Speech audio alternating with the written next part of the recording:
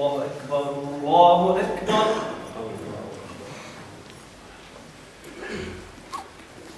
الله أكبر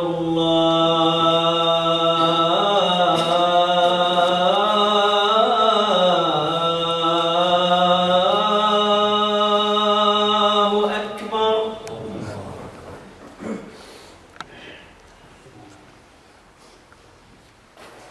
أشهد أن لا إله إلا الله.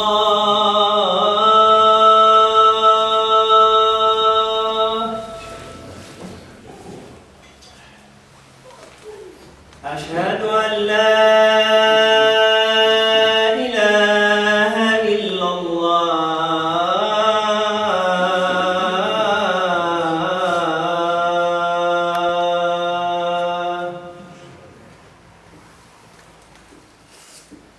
أشهد أن محمدًا رسول الله.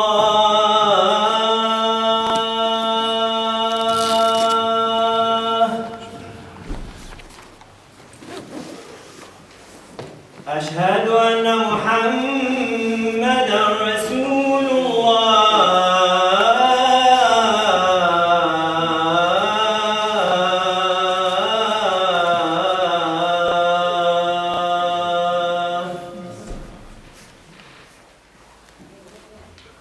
حي على الصلاة.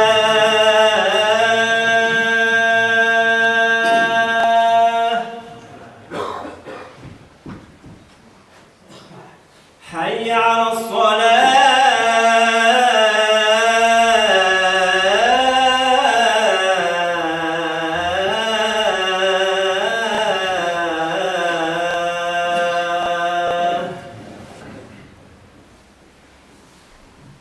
حي على الفلاح.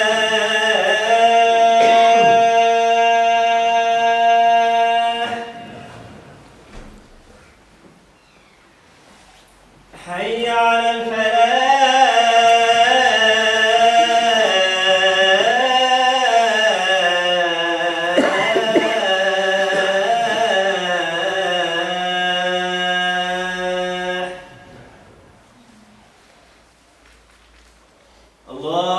الله أكبر الله أكبر. لا إله إلا الله. قل إن صلاتي ونسكي ومحياي ومماتي لله رب العالمين. الله الواحد الأحد الفرد الصمد الذي لم يلد ولم يولد ولم يكن له كفوا أحد. وأشهد أن سيدنا محمدًا عبد الله ورسوله بلغ الرسالة وأدى الأمانة ونصح الأمة وكشف الغمة وجاهد لإعلاء كلمة الله حق الجهاد حتى أتاه اليقين صلى الله عليه وعلى آله وأصحابه وأتباعه أجمعين. أغر عليه بالنبوة خاتم من الله مشهود يلوه ويشهد. وضم الإله اسم النبي إلى اسمه إذا قال في الخمس المؤذن أشهد. وشق له من اسمه ليجله فذو العرش محمود وهذا محمد. نبي أتانا بعد يأس وفترة من الرسل والأوثان في الأرض تعبد. فأمسى سراجا مستنيرا وهاديا يلوه كما لاح السكير المهند. وأنذرنا نارا وبشر جنة وعلمنا الإسلام فالله نحمد.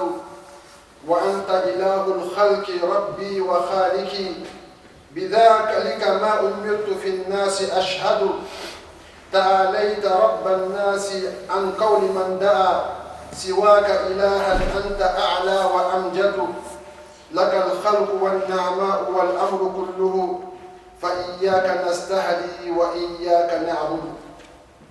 عباد الله، أوصيكم ونفسي بتقوى الله عز وجل، فتقوى الله هي الطريقة الموصلة إلى الجنة. قال الله تعالى: تلك الجنة التي نورث من عبادنا من كان تقيا. عباد الله، إن من أسباب استقرار المجتمع الإسلامي وتعديد شوكته وتقوية أفراده بناء أسرة قوية صلبة مبنية على العقيدة السليمة بعيدة كل البعد عن الانحراف والتشدد في كيانها. وإن مما يهدد هذا الاستقرار ويشتت الشمل ويضعف الأفراد ويجعلهم منحرفين في المجتمع، لا هم في العير ولا في النفير، وتهل بالأمة الدمار وتؤولها إلى الانهيار النخوة الممقوتة والتشاجر الدائم في كيان الأسرة الذي يتولد عنه ظاهرة سيئة مؤسفة جدا، وخاصة في عصرنا الحاضر. وهذه الظاهرة هي ظاهرة الطلاق عند الشباب. هذه الظاهرة أصبحت جرثومة متعدية قلما تسلم منها أسرة، فإننا كنا نظن أن هذه الظاهرة والدة الشعوب غير المسلمة، ولكنها الآن أشد عند المسلمين من غيرهم. فإننا لو استرجعنا التاريخ نجد أن الأسر كانت مبنية على تبادل الاحترام والتراحم سواء عند المسلمين وغيرهم. فكانت الإنسانية في تلك الفترة لا تزال تتمتع بشيء من الفطرة السليمة التي تبرز قيمتها وقدرتها على تحمل المشقة والصبر عند البلاء ومقابلة الشدة بالرفق، كما قال النبي صلى الله عليه وسلم: ليس الشديد بالسرعة إنما الشديد من يملك نفسه عند الغضب. فكان في الدنيا شيء من الرأفة والرحمة، وكان بين الزوجين مودة ورحمة، كما قال تعالى: ومن آياته أن خلق لكم من أنفسكم أزواجا لتسكنوا إليها وجعل بينكم مودة ورحمة. Chers frères et chers sœurs, je vous exhorte la crainte d'Allah subhanahu wa ta'ala, car c'est le chemin qui mène tout droit au paradis. Chers frères en islam, aujourd'hui je vais parler d'un phénomène qui est récurrent dans la société musulmane. Ce phénomène, c'est le divorce récurrent dans la communauté. Le divorce récurrent chez les jeunes musulmans. Il est rare aujourd'hui de voir un jeune qui n'est pas divorcé. On voit que la société est en train de perdre ses valeurs. Allah subhanahu wa ta'ala a créé l'homme, a créé la femme, pour que les deux puissent vivre ensemble, pour procréer, fonder une famille et fonder une communauté. Mais aujourd'hui, hélas, cette famille n'a plus de valeur. Le mariage aujourd'hui n'a plus de valeur chez les jeunes. On est marié aujourd'hui, demain on est divorcé. On est marié aujourd'hui, demain on est séparé. Les enfants sont jetés. Il n'y a plus d'amour dans les mariages. Il n'y a plus d'affection dans les mariages, chers frères et chers sœurs. Eux se divorcent, ça casse la communauté. Ça casse la société. Ça met la société en retard. Car l'enfant, il est égaré. Il n'a personne pour l'orienter. Il n'a personne pour le guider. On croyait avant que ce divorce, c'était chez les peuples qui n'ont pas compris l'islam. Mais aujourd'hui, ce divorce est beaucoup récurrent chez les jeunes musulmans. Il est rare aujourd'hui de voir un jeune qui a entre 40 et 50 ans sans qu'il ne te parle de son ex-femme. Un jeune homme, chaque fois mon ex-femme. Une jeune fille, chaque fois mon ex-mari. Mais lorsqu'on retourne un peu, on retourne les pages de l'histoire, on voit que l'humanité avait une valeur. Que ce soit chez le musulman, que ce soit chez le non-musulman. Car on voit les vieux de 60 à 70 ans, ils sont toujours avec leurs anciennes épouses. C'est la mort qui les sépare. Mais les jeunes d'aujourd'hui, non. Tout le monde est une fois divorcé. Que ce soit les jeunes gens, que ce soit les jeunes femmes. Et pourquoi cela? Parce que l'humanité a perdu sa valeur. L'homme avait une valeur qui lui permettait d'affronter les réalités. De rendre le mal par le bien. L'homme était endurant. Il acceptait les situations difficiles. Il les affrontait et il les traversait. Comme le dit le prophète sallallahu alayhi wa sallam, l'homme fort n'est pas celui qui terrasse les autres, mais l'homme fort, c'est celui qui sait se maîtriser lorsqu'il est en colère. Donc dans le monde avant, il y avait une pitié, il y avait une affection, surtout entre les conjoints, comme Allah le dit dans le Coran. Il est de ces signes qu'il a créés pour vous, de vous et pour vous, des épouses, afin que vous puissiez vous tranquilliser auprès d'elles. Et il a mis l'affection et l'amour entre les deux. فلم تكن فطرة الإنسان محصورة على نفسه فحسب بل كان كلما أراد أن يقبل على شيء تفكر وتساءل هل صنعي هذا يحسن أو يسيء سمعة أهلي وقبيلتي وساداتي.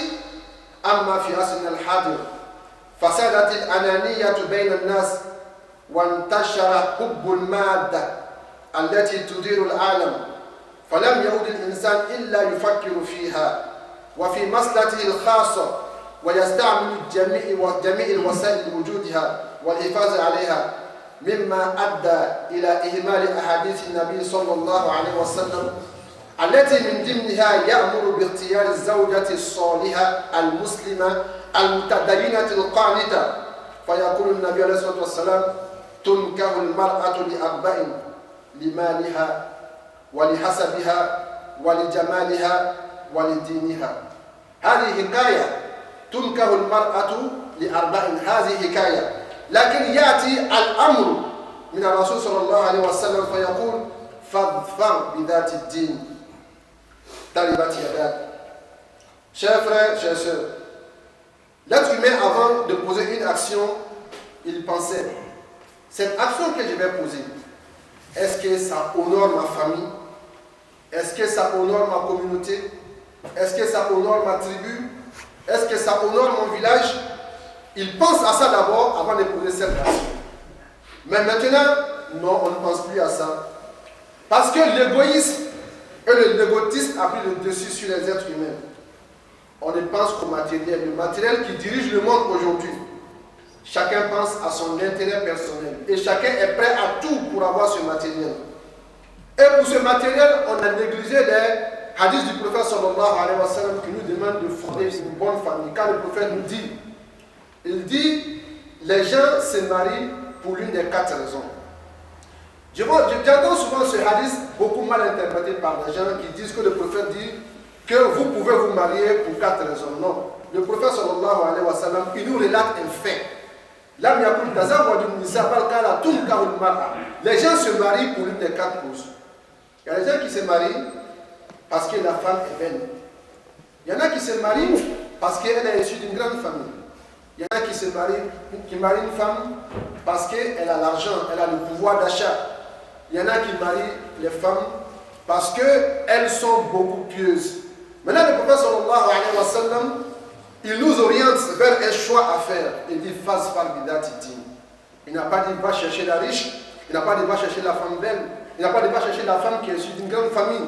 mais regarde son caractère, regarde son comportement, regarde sa piété. Une fois que vous avez cette femme pieuse, alhamdoulilah rabbil alamin, vous allez construire une famille stable.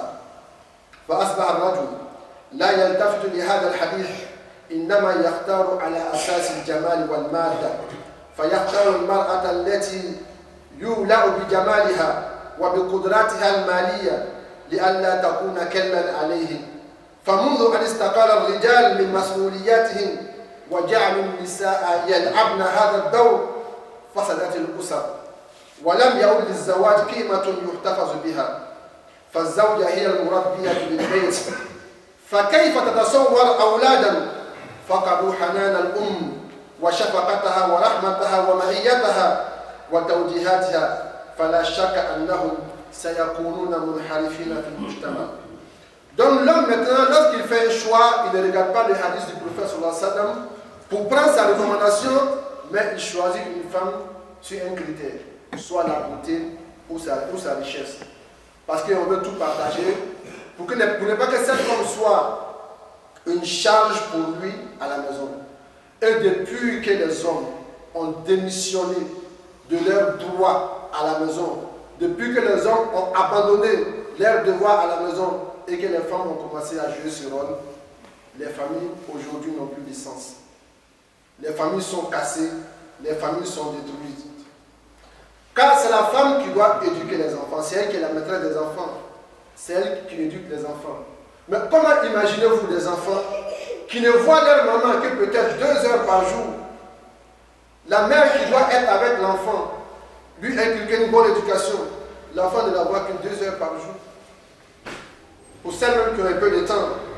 Comment imaginez-vous un enfant qui a perdu cet amour maternel? Comment cet enfant sera? Donc sans doute cet enfant sera un enfant qui va dérouter dans la société. أما الآباء فإن مسؤولياتهم عظيمة في تزويد بناتهم فإن النبي صلى الله عليه وسلم يقول إذا جاءكم من ترضون دينه وخلقه فزوجوه وإلا تفعلوا تكن فتنة في الأرض وفساد كبير.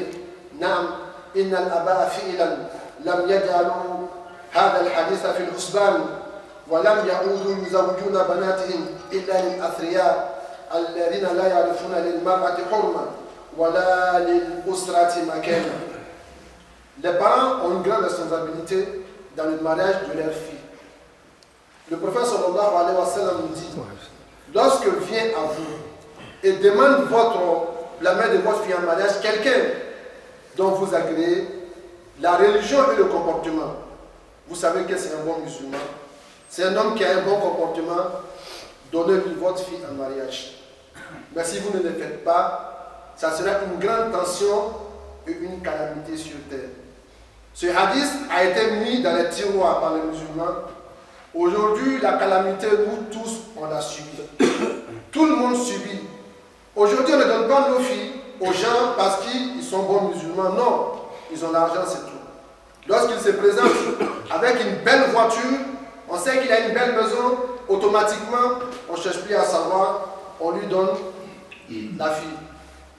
Et il ne considérera pas la fille parce qu'il ne connaît pas sa valeur. Il se dit qu'il a l'argent, tout lui est permis. فأصبحت الأسر ميادين الشقاق ومجالات النزاع فبمجرد أن تغضب المرأة على الزوج تقوم بالاتصال بالشرطة ليلقي الزوج برا في ليلة ذات برودة قارصة وهذا الأمر أدى إلى ارتفاع نسبة الطلاق عند الشباب فلا رجوع إلى رجال الدين ولا إلى ولاة الأمور عند الشقاق والنزاع إنما الرجوع إلى الشرطة التي لا تأتي للإصلاح إنما تأتي للتفرقة يا رجل خذ أمتيتك وغادر البيت. Il y a le problème, il est partout à tous les niveaux. Chez les hommes, il y a le problème. Chez la femme, il y a le problème. Parce qu'on vit dans une société où on a fait croire à la femme qu'elle est émancipée, alors que chez l'islam, elle est plus qu'émancipée, elle est une reine. Elle doit être protégée, elle doit être soignée. On est dans une société ou lorsque la femme, pour une simple dispute avec son mari, elle donne un coup de pied à la police, et tout de suite cette police est là. Et lorsque cette police vient, ce n'est pas pour une réconciliation, ce n'est pas pour arranger, c'est souvent mettre le mari au dehors. Pendant la nuit froide, souvent on est à moins 5, moins 10 degrés, on dit à monsieur, prenez quelques affaires et partez de la maison. Mais pour célébrer ce mariage, ce n'est pas à la police qu'on va pour célébrer le mariage. On va chez les imams, on appelle les parents. Mais pourquoi quand il y a un problème, on ne peut pas faire appel à ses parents? Pourquoi quand il y a un problème, ces imams qui se sont réunis pour officier le mariage avec la parole d'Allah subhanahu wa ta'ala, on ne les fait pas recours. Pour célébrer le mariage, on les appelle. Mais quand il y a un problème, on les oublie. On va à la police, on va à la justice. Et quand la police vient, monsieur dehors. Et la femme reste seule avec les enfants. Et les victimes, c'est qui? Ce sont les enfants.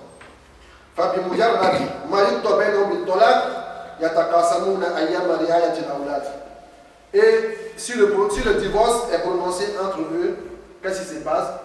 On se sépare, on partage les jours de garde des enfants. Tu gardes l'enfant une semaine, moi je garde l'enfant une semaine. Ou tu gardes l'enfant 5 jours pour la femme, le monsieur vient prendre les enfants le week-end.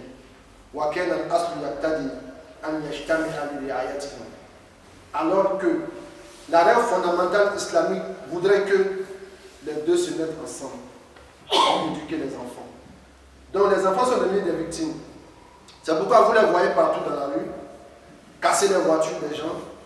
À 22h, 23h, vous les voyez dans la rue, en train de fumer, avec souvent des gros GSM en main, des enfants de 12, 13 ans, parce qu'il n'y a pas de papa à la maison pour les gouverner.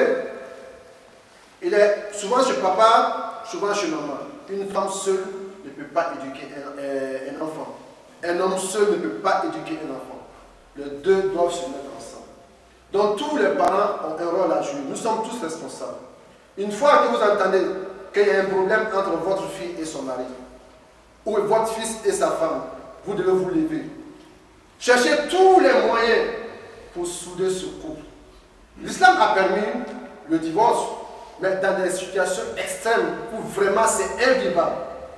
Mais chez nous, c'est pour un oui ou un non. Pour un rien. Quand tu regardes la source de ces mariages, souvent, c'est pour des choses futiles.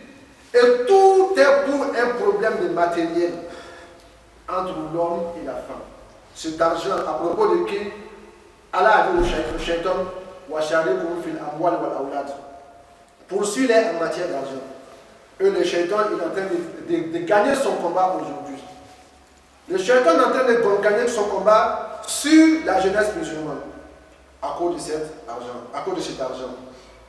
فالأولاد ضيعون وهذا إثم كبير على الآباء يقول النبي صلى الله عليه وسلم كفى بالمرء إثما أن يضيع من يعول. Le prophète sallallahu alayhi wa sallam, il suffit à un homme comme péché de négliger quelqu'un qui est sous sa charge. Quelqu'un qui est à sa charge, le négliger, c'est l'un des plus grands péchés que les gens commettent. Car nous sommes tous responsables de nos enfants. Ya ayyuhalladhina amanu qu anfusakum wa ahlikum nara wa quduha an-nas wal hijara. Oh, vous qui avez cru, mettez-vous et vos familles à l'abri d'un feu dont le combustible est les êtres humains et les pierres. Donc chacun doit essayer de mettre ses enfants à l'abri, ne pas négliger ses enfants. Si le prophète nous dit sallallahu alayhi wa sallam que lorsque quelqu'un va décéder, ses actes seront interrompus, sauf 3 actions. Mais parmi ces actions, il a cité ou un enfant, un bon enfant qui va prier pour lui. Mais un enfant pour qui tu as été absent durant toute la vie. Comme on dit un jour après ta mort, cet enfant prie pour toi. Et souvent dans les familles, on va loin. Il y a des femmes qui demandent même à ce que l'homme ne s'approche même pas des enfants, qu'il ne voit plus les enfants. Et souvent même on interdit à l'homme de se rapprocher de la maison où habite la femme avec les enfants, souvent à plus de 100 ou à plus de 200 mètres. Et ces enfants, ils sont victimes. De qui? De nous les parents. Donc, chers frères, chers sœurs, essayons vraiment de donner une bonne éducation à nos enfants.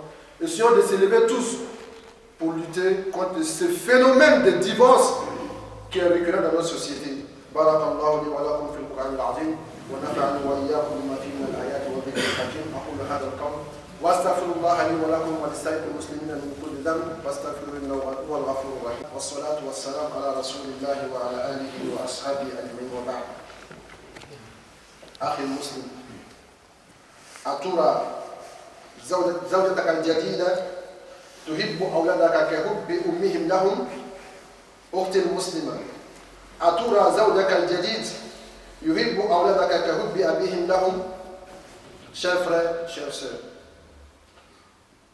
chers frères musulmans, lorsque tu divorces avec ta femme et tu seras appelé à te marier un jour avec une autre femme, tes enfants vont venir souvent te rendre visite. Est-ce que tu crois que la nouvelle femme que tu vas prendre va aimer tes enfants comme leur maman? Ta nouvelle femme ne peut jamais aimer. Quel que soit son amour pour tes enfants, ils ne pourront jamais les aimer comme leur propre maman.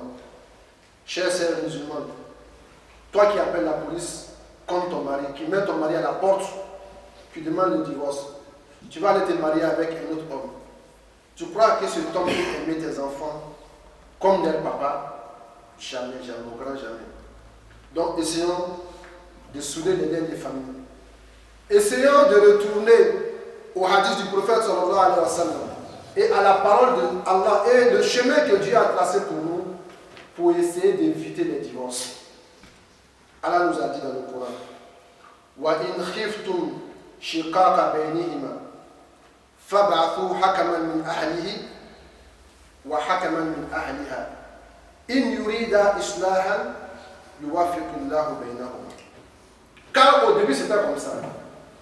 Quand l'homme est intéressé par une fille, il va voir son père, il lui explique: j'aime une telle fille de telle famille, je veux que vous allez demander sa main. Les parents s'élèvent, ils vont demander la main de la fille pour un mariage. Donc maintenant ça devient un lien entre deux familles. Eux, les parents se réunissent un jour, on appelle un imam qui va venir sceller le mariage en lisant les paroles d'Allah subhanahu wa ta'ala pour sceller le mariage. Mais Allah nous dit que le jour où il y a une dispute entre les deux et que vous avez peur d'un désaccord entre les deux, faites appel à un arbitre ou à des arbitres de la famille du monsieur et des arbitres de la famille de madame. Les arbitres s'asseyent. Si les deux conjoints veulent vraiment une réconciliation, Allah mettra l'entente entre les deux. Si monsieur vraiment veut se réconcilier avec sa femme, madame veut se réconcilier avec son mari, on fait appel à cela. On ne fait pas appel à la police. On ne se lève pas pour aller voir une assistante, voilà c'est comme ça. Et on convoque le mari au tribunal. Si vraiment les deux veulent une réconciliation, voilà le chemin qu'ils doivent emprunter. Et les deux parents, les parents de chaque côté s'asseyent. Car un bon parent ne voudra jamais que son fils se sépare de sa femme. Il va tout faire pour arranger. Car déjà c'est un déshonneur. Ton fils a marié une femme, ça n'a pas marché, il a divorcé. Il allait prendre une deuxième, une autre, ça n'a pas marché, ils ont divorcé. Demain, même s'il va demander une autre femme en mariage, les gens vont dire: ah, on ne peut pas marier notre fille à ce monsieur. Ou même, ce monsieur, il discrédite tous les membres de la famille. On va dire: ah, ce monsieur-là, son frère a marié deux femmes qui les a divorcées. Donc cette famille n'est pas une bonne famille. Déjà, c'est la famille qui est salie par l'acte d'une seule personne. Donc faites recours aux arbitres pour s'asseoir pour parler. Une femme qui a fait un mariage, deuxième mariage tu as fait, tu peux avoir des hommes pour s'amuser avec toi. Il y en a plein, ça ne finit pas. Les hommes pour s'amuser, ils accourent les rues partout. Tu peux les changer tous les jours si tu veux. Mais avoir un homme bien, qui va te respecter, qui va connaître ton honneur, qui va te donner l'honneur d'une femme mariée, et vivre en parfaite harmonie avec toi, tu n'auras pas.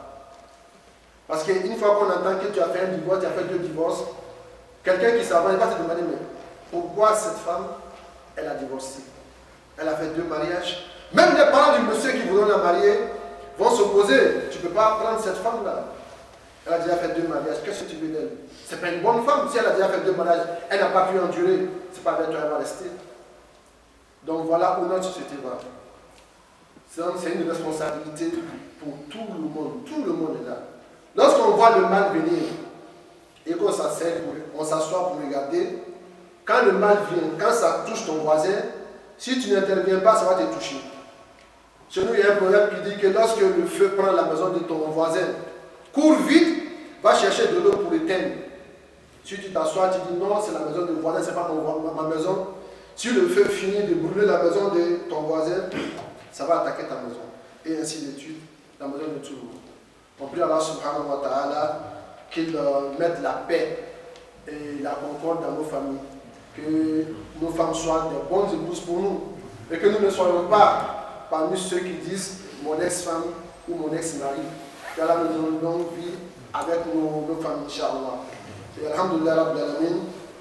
Donc pour terminer ce khutbah, on a un frère qui a décidé de rejoindre la famille musulmane. Donc il est avec nous dans la mosquée. Et après la prière, Inch'Allah, on va prononcer la profession de foi. Donc il va venir pour agrandir notre famille. Et le frère Abdelhamid aussi m'a appelé, qui a un collègue qui a sa femme qui est malade, qui a le cancer, qui est à la phase terminale. Dans le calcul des gens. Mais c'est Allah qui a le dernier mot.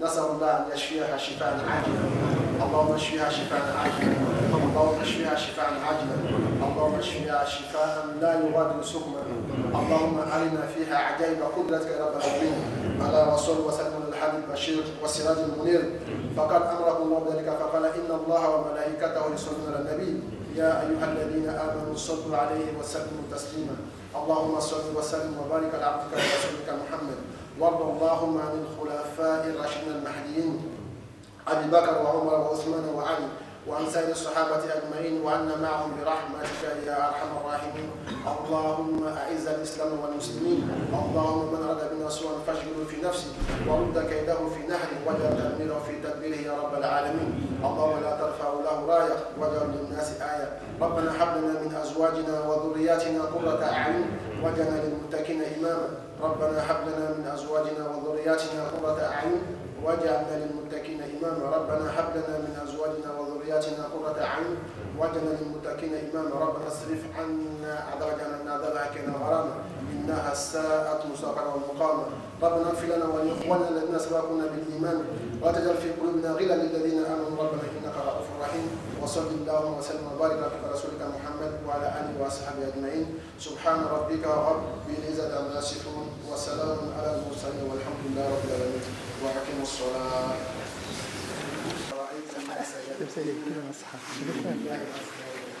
Donc lorsque la grâce d'Allah viendra, lorsque la victoire viendra, tu verras les gens rentrer dans la religion d'Allah en grande masse. Donc le frère il est venu dimanche, il s'appelle Cédric. Donc on va prononcer la religion de foi et il va répéter. Donc ce que je prononce, tu répètes. Donc ça c'est la porte d'entrée à l'islam. L'islam est reçu 5 piliers. C'est la profession de foi, témoigner qu'Allah est le seul Dieu et que Mohammed est son messager.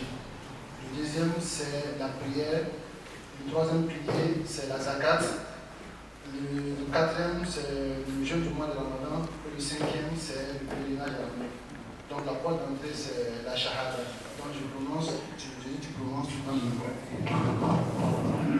Ashhadu an la ilaha illallah.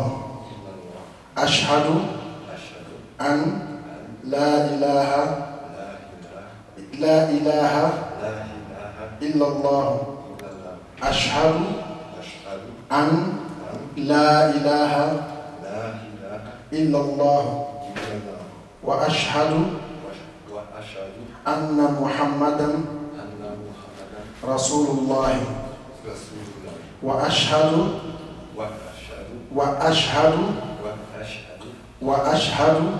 أشهد أن أن محمدا محمدا رسول الله. رسول الله. الحمد لله رب العالمين. الله أكبر تكبير. الله أكبر الله أكبر. الله أكبر. Donc c'est une responsabilité pour nous tous d'aider notre frère, de prier pour lui et de l'accompagner dans la voie qu'il a suivie. Donc si tout le monde est ton frère ici, si tu as un problème, n'hésite pas à nous appeler, à venir nous voir. La mosquée c'est ta maison.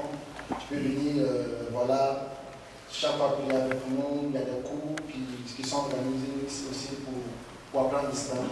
Tu peux voir avec le programme, venir prendre les cours, Inch'Allah. Takbir. الله أكبر